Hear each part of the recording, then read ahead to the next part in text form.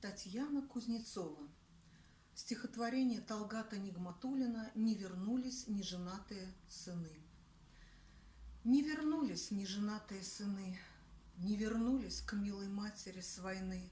Посадили по березке и ушли. Почтальоны похоронки принесли. На бумаге горе мать не приняла. Похоронки те соседу отнесла.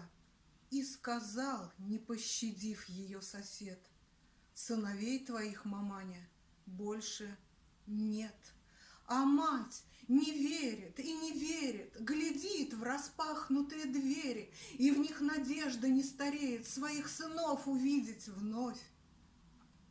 А за окном не дождь, а слезы, то тихо плачут три березы. Рыдают тихо три березы: надежда, вера и любовь.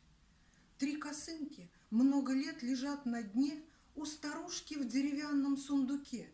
Постирает и положит их назад, мол, вернутся и накинут на девчат. А накинут те косынки на кого? Сыновей невесты замужем давно, ведь не век им одинокими ходить. Им живым живых положено любить.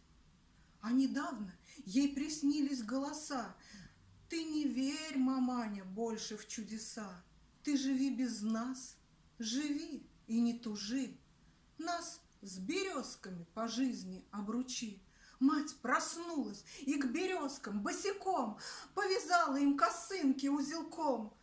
Повязала и прижала их к груди. Прошептала тихо: вдовушки мои. И все равно она не верит, глядит в распахнутые двери, и в них надежда не стареет сынов своих увидеть вновь. А за окном не дождь, а слезы, раскинув ветви, точно косы, рыдают тихо три березы: надежда, вера и любовь.